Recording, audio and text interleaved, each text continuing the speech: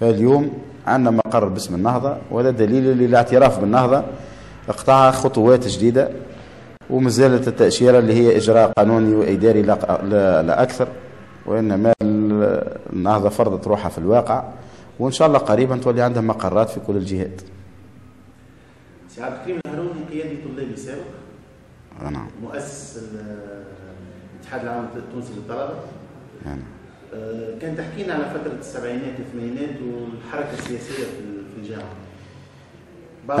أنا تحصلت على شهادة البكالوريا في جوان 79، توجهت إلى الهندسة في اختصاص مهندس أول في الهندسة المدنية في المدرسة الوطنية للمهندسين، واللي كانت موجودة في المركب الجامعي.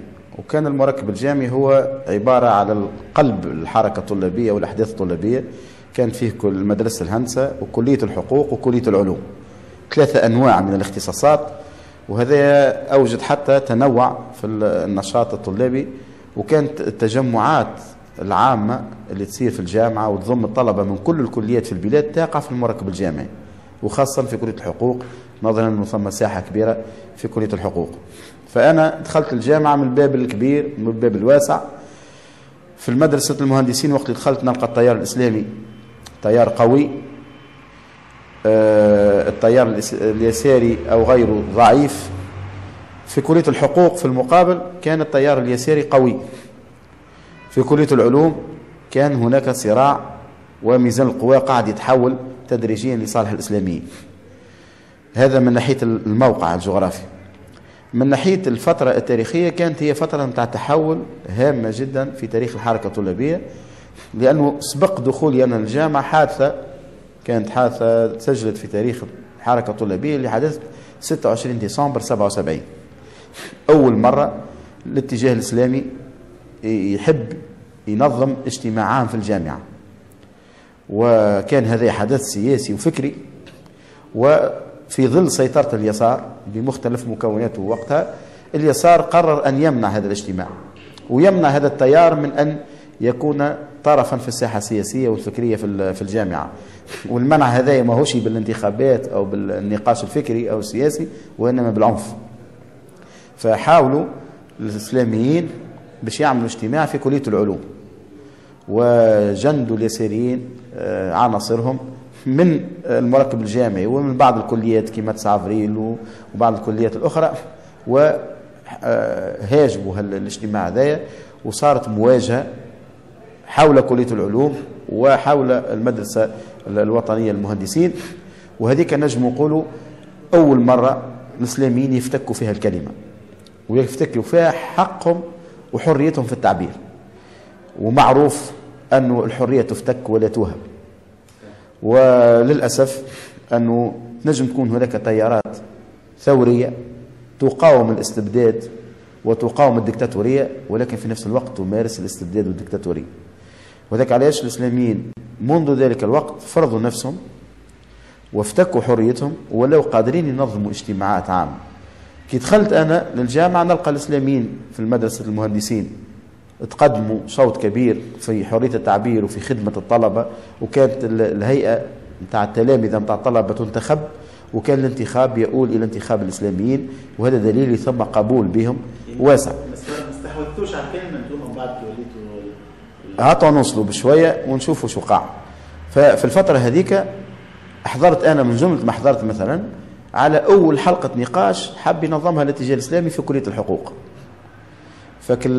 فكان يوم كبير ياسر بالنسبة لنا، والعناصر بتاعنا في كلية الحقوق كانت قليلة ومستضعفة، وكان لابد من تعزيزات تهبط من مدرسة المهندسين وكلية العلوم باش الاتجاه الإسلامي يعمل أول حلقة نقاش في كلية الحقوق، لأنه كان هذا ممنوع وكانت السيطرة اليسار مطلقة. فنتذكر اللي شاركت أنا وحصل لي شرف شاركت في الحلقة النقاش هذيك، وهجموا علينا طلبة من التيار اليساري باش يمنعوا الحلقة هذه، ولكننا صمدنا وتمسكنا بحقنا. ومن وقتها كلية الحقوق أصبح الإسلاميين فيها حق في تعليق المعلقات وتنظيم حلقات النقاش والاجتماعات العامة. فإنسان دخل الجامعة في المرحلة دي نتاع التحول، تحول في مسألة الحرية وهذاك علاش الإسلاميين كي دخلت أنا السنوات الأولى من الثمانينات هذه كان شعارهم نريد الحرية في الجامعة كما نريدها في البلاد. وأكثر من هكا أنا أقول لك اللي معناتها من الأشياء اللي تسجل الإسلاميين في الجامعة أنهم افتكوا حريتهم ودافعوا عن حرية غيرهم. فوصلوا في وقت من الأوقات نظرا لصراعات تقع داخل الشيوعيين واليساريين، مثلا طلبة تابعين الحزب الشيوعي يقع قمهم من طلبة يساريين آخرين بدعوى أنهم تحريفيين وأنهم قراب من طروح الاتحاد السوفيتي وإلى آخره، بالعنف يمنعون من التدخل ومن تنظيم الاجتماعات. فكان الإسلاميون يدافعون عن حقهم في التعبير في كلية الحقوق. كيف الإسلاميين وقت لقاوا أن اليساريين عندهم أطروحات في تنظيم الطلبة في إطار الاتحاد العام لطلبة تونس أو عندهم نشاطات في الجامعة، الإسلاميين حرصوا باش يردوا على هالأطروحات هذه بأطروحات أخرى ويخليوا الطلبة يختاروا. وهذاك علاش حتى نشأة الاتحاد العام التونسي للطلبة نفسه كانت بعد عريضة دارت على الطلبة وجمعنا فيها ما يقارب 21,000 إمضاء باش الطلبة يوافقوا على مقترح المؤتمر العام، وهذا ربما نرجعوا له كان تحبوا. وزاد كذلك كان عبر حل ديمقراطي في أن نعقد مؤتمر الحسم ينتخبوا الطلبة ممثلين، والمؤتمر هذا يفصل بين المتمسكين بالاتحاد العام طلبة تونس وبين من يريد أن تنشئة منظمة جديدة. فكنا نراهن على وعي الطلبة، على حرية الاختيار للطلبة، وعلى حق التنافس بين التيارات في إطار احترام حرية التعبير وحرية التناظر في الجامعة. ينجم يكونوا الإسلاميين ارتكبوا كذلك بعض الأخطاء في بعض الفترات اللي كثر فيها التوتر داخل الجامعة وصراع، فهذا وارد، لا ننزه أنفسنا عن ذلك، ولكن الخط العام كان هو الحرية لنا ولغيرنا، هذا ما فيش مساومة. وذاك علاش الجامعة كانت قلعة متقدمة في المجتمع. وقت المجتمع يعاني من قمع الدولة ومن هيمنة الحزب الحاكم، المنطقة الوحيدة في المجتمع اللي بقات حرة هي الجامعة بدرجة أولى، ثم الساحة النقابية التي سرعان ما حاصرها النظام في أكثر من مرة. يعني كانت الجامعة تلعب دور سياسي كبير في تونس. طبعا. ما تراش هذا انه انزلاق من معناتها يكون الاتحاد العام التونسي للطلبه معناتها يخدم سياسيا اكثر ما يخدم نقابيا، مش انزلاق معناتها وخلى فيما بعد انه سهل على على السلطه على بن علي انه ضربه ونحاه معناتها كومبليتمون من الخارطه. الحاجه المهمه الاولى هو انه الجامعه كانت تتمتع بقدر كبير من الحريه، وهذا يسمح باش احنا نحسموا الخلاف داخل الطلبه بحريه دون أن تتمكن السلطة من التدخل.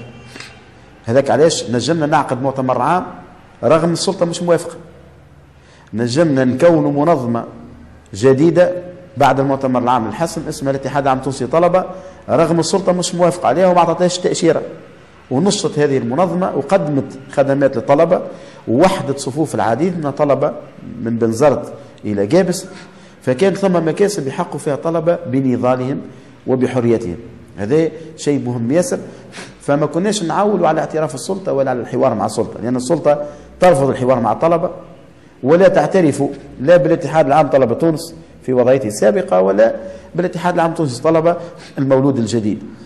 من ناحية أخرى احنا نعتبر أنه من النجاحات اللي حققوها الطلبة هي علاقتهم بالأساتذة وبالعمداء وبالإدارة، فكنا نقدر أن نحل برشا مشاكل عبر مجالس الكليات وممثليها في المجالس العلمية. كنا حققنا مطالب للطلبة مهمة عبر الاتحاد العام التونسي للطلبة، ومن أولها أنه ثم مشروع قانون كان سيء الذكر اسمه قانون أمر أوت 82. أمر أوت 82 هذا وقت اللي صارت أحداث كبيرة في الجامعة في 81 طلبة وتلامذة، وكانت أحداث كبيرة وقتها. بورقيبة أصدر أمر رئاسي في صيفة 82 بعيدا عن البرلمان. الأمر هذا هو في الحقيقة للحد من النشاط السياسي في الجامعة، فهذا يحدد عدد الترسيمات في الجامعة وخاصة في المرحلة الأولى باش الطلبة يوليوا ينكبوا أكثر على الدراسة ويبعدوا عن النشاط السياسي وإلا يقع الطرد نتاعهم. فكان يحرم الطالب من أنه يعمل تسجيل أكثر من مرتين في السنة الأولى وأكثر من مرتين في السنة الثانية، وهذا اللي كانوا يسميوه الطلبة بالنظام الكارتوش. وكانوا بموجب الأمر هذا كانوا 3-4 طالب سنويا يطردون من المرحلة الأولى، إما سنة أولى ولا سنة ثانية، وقت اللي هم خذوا شهادة بوكالوريا تبين اللي هم مؤهلين باش يقراوا في الجامعة وتخرجوا من الجامعة. فكانت محاولة لتخويف الطلبة.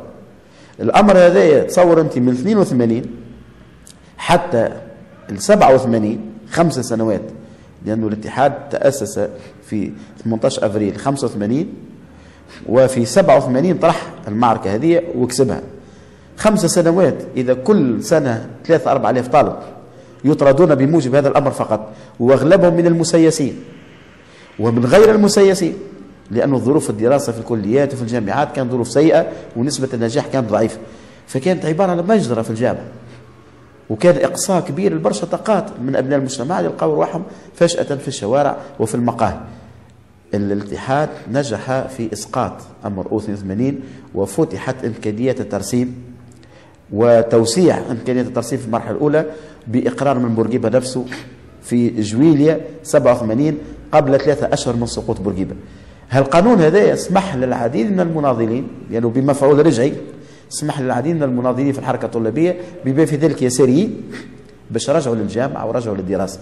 فالجامعة كان النضال الطلابي هو اللي يفرض حقوق الطلبة، ما كانش الحوار مع السلطة أو اعتراف السلطة هو اللي يحقق ذلك. فهذا كان أمر صعيب وهو سهل، يتطلب نضال، يتطلب تضحيات، ويتطلب قدر من التنظم. وذلك علاش احنا اقتنعنا اللي وجود تيارات سياسية في الجامعة مهم، الاتجاه الإسلامي، الاتجاهات اليسارية، الاتجاه القومي إلى آخره، هذا يثري الحياة في الجامعة ويهيئ الطلبة لحياة سياسية في المستقبل. ولكن يلزم الطلبة يكونوا منظمين في اتحاد طلبة باش ينجموا يدافعوا على مطالبهم، لأنه الطالب زاد عنده مشاكل نتاع سكن، نتاع أكلة، نتاع نجاح، نتاع مبيت، نتاع شغل إلى آخره. في الفترة ديك عيشتوا برشا رموز سياسية خاصة يسارية، وفما منهم شكون تحالف مع بن علي بعد اللي ضرب الاسلاميين، وحتى هو ممكن سبب في الازمه السياسيه اللي عاشتها تونس مده 20 سنه واكثر. تخافوش ان التحالفات هذه تعاود تصير في بعد 14 جانفي؟ بعض الاسماء اللي انتم كنتوا تتعاملوا معها كيف قلبت عليكم، تنجم تعطينا بعض الاسماء كان تحب؟ هو من المفروض ان الناس هذوما ياخذوا دروس وياخذوا عبر، اذا مش باش يعتبروا باش يكون مصيرهم مصير السابقين لهم.